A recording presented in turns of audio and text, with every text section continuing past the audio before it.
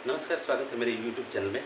G7 जो summit हुआ है हिरोशिमा, वहाँ पे चीन को चेतावनी दी गई है। G7 समिट में, हिरोशिमा समिट में चीन को सख्त लहजे में चेतावनी दी गई है, ठीक ना। यह रूस Taiwan trade bullying, economic monopoly, domestic interference को लेकर दी गई है। चीन का रूस के साथ संबंध है, ठीक ना। अब यहाँ पे चीन का जो लड़ाई झगड़ा है ताइवान के साथ चलता है। चीन ट्रेड बुलिंग करता है, बहुत बड़ी मात्रा में ट्रेड बुलिंग करता है। चीन इकोनॉमिक मोनोपोली बनाना चाहता है। इसका पश्चिम देश, विश्व के सभी देश इसका विरोध करते हैं। डोमेस्टिक इंटरफेरेंस तो है ही। तो इन सभी मैटर पे चीन को G7 के जितने भी सदस्य देश हैं जो हिरोशिमा में इकट्ठे हुए, उनकी तरफ से सख्त चेतावनी जारी की गई है। और यहाँ पे कहा गया है कि strong action should be taken by G7। तो G7 के सदस्य देश चीन पे बहुत ही सख्त कदम उठा सकते हैं।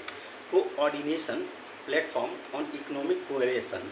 अब यहाँ पे एक मतलब जितने भी सदस्य देश हैं G7 के, कोई भी दुनिया में चीन कोई हरकत करता है तो उससे संबंधित जो बातें हैं ये आपस में सबसे पहले शेयर करेंगे।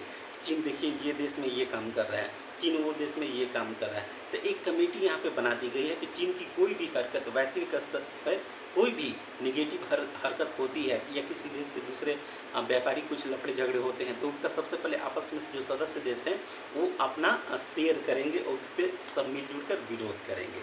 अब यहाँ पे देखेंगे कि यह एक फ्रेमवर्क है रैपिड इंफॉर्मेशन शेयरिंग करने का।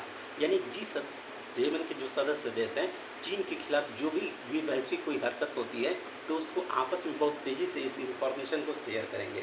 China non market policy.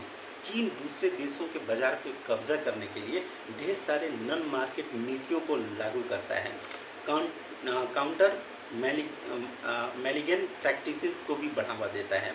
चीन के साथ डीकपलिंग नहीं कर रहे हैं, यानी चीन का माने एक तरह से प्रतिबंध नहीं लगा रहे हैं, उसे अकेला नहीं कर रहे हैं, ठीक ना। रिस्क को कम कर रहे हैं कि यानी चीन ऐसा अगर कुछ करता है तो इससे संबंधित रिस्क को कम कर रहे हैं। अलग कंपनी के माध्यम से, चाहे हुआवे हो, ये स्नूपिंग करता है। स्नूपिंग यानी कि चीन क्या करता है, दूसरी कंपनियों की खुफिया जो जानकारी है उसे चुराता है, नई टेक्नोलॉजी को चुराने की कोशिश करता है।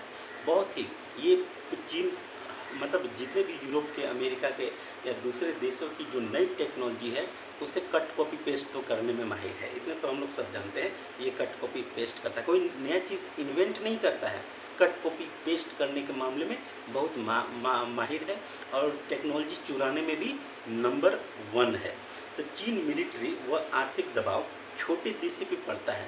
चीन अक्सर छोटे छोटे जो देश हैं, आसपास के पड़ोसी देश हैं, वो अपने आर्थिक और मिलिट्री ताकत को हमेशा उस पर दबाव डालता है, प्रेशर डालता है। हालांकि उसकी मिलिट्री इतनी ताकतवर नहीं है, कभी किसी बड़े देशों से अभी तक बढ़िया से जंग नहीं लड़ा है, जिसे जंग कहते हैं ना, वो जंग लड़ा नहीं है।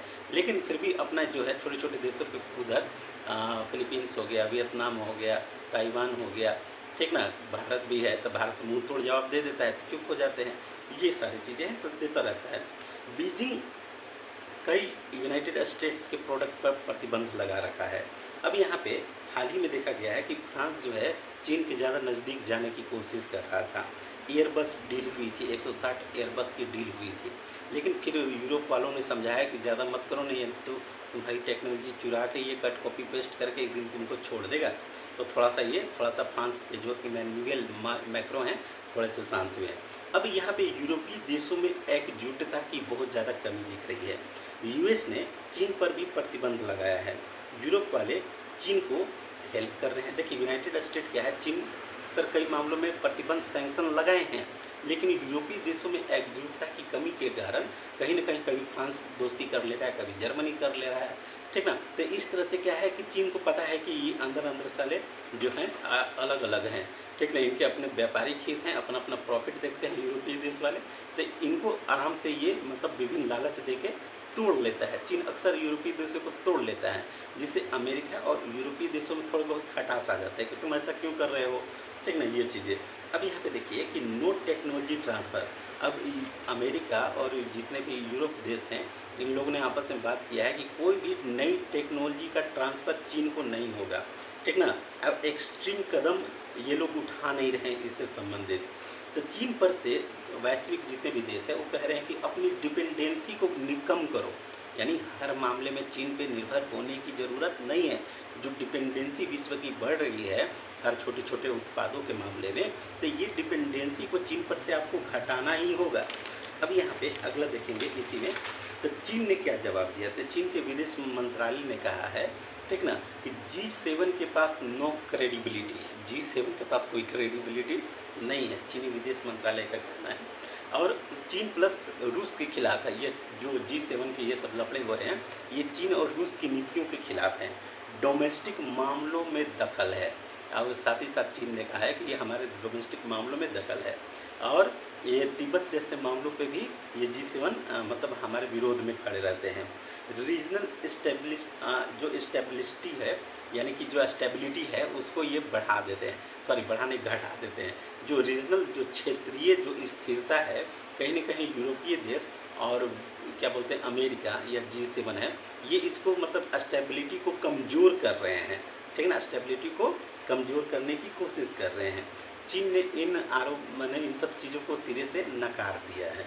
और जितने भी चीन के एम्बेसी हैं दुनिया भर में, वो वहाँ से स्टार्ट हो गए हैं, कमेंटबाजी करना स्टार्ट हो गए हैं। तो चीन की यह नीति है कि एक अगर झूठ हो तो उसको एक नहीं हज़ार नहीं 10 बार 1000 बार बोलो, चिल्ला चिल्ला के बोलो, ताकि दुनिया को लगे कि ये जो बोल रहा है वो सही बोल रहा है। तो ये उनकी कुछ फॉरेन पॉलिसीज़ हैं। Thank you. लाइक कीजिए, शेयर कीजिए, सब्सक्राइब कीजिए। Thank you.